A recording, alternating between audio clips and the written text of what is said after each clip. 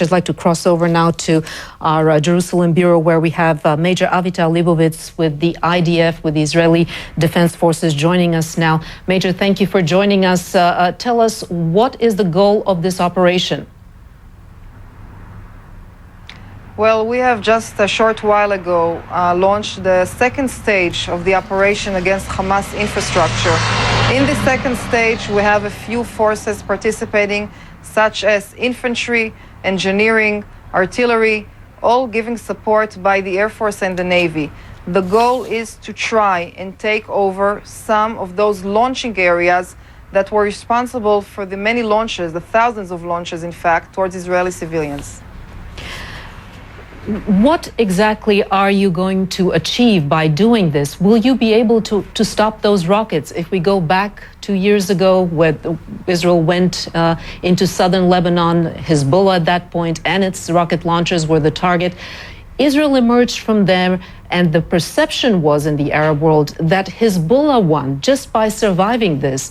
And basically there was nothing achieved to really stop them from having these rockets. What is going to be different this time around?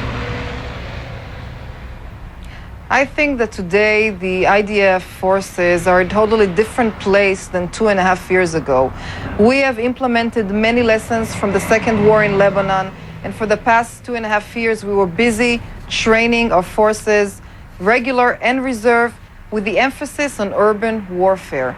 That's why I think that the forces entering Gaza as we speak are in a much better condition. They're very much prepared, they're very well prepared, very well trained. So I would say we're in a totally different place today. How are you going to avoid civilian casualties in such a highly, densely populated area where it is hard to say who is civilian and who is Hamas?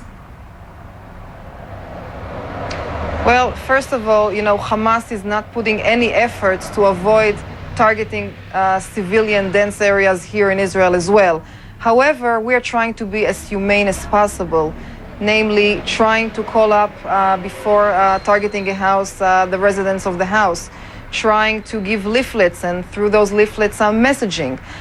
The civilians are not our target. We are looking only after militants, Hamas militants. But it is inevitable that in a guerrilla warfare it will be very difficult to avoid that, and there will even be higher civilian casualties, some analysts say, with a ground operation, with artillery being used, which is less precise.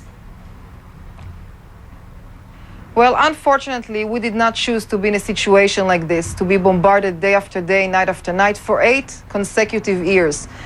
Since we have reached this point in which Hamas refuses to stop the rocket fire, including during the calm period, which Hamas launched dozens of rocket fire towards Israel, we find ourselves in a situation in which we exercise the basic right for defense. How soon are you going to finish this operation?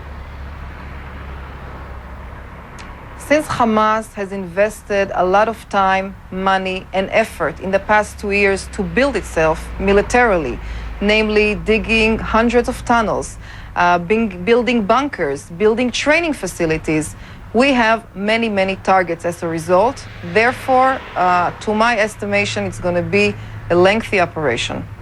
How long? Weeks? Months? Can you give us an idea? Well, unfortunately, I cannot share, operational information and estimation, but we are having constant assessments on a daily basis, and according to these assessments, we are proceeding. Are you going to be going after the Hamas leadership, which is in hiding? As I mentioned before, everything affiliated with Hamas is a legitimate target. Therefore, you can give this your own interpretation. For us, people that don't recognize the right for Israel to exist, terrorists which train day after day and try to target as many Israeli civilians as possible, are for us a legitimate target for self-defense. Major Avital+leibovich with the Israeli Defense Forces, thank you for speaking with us.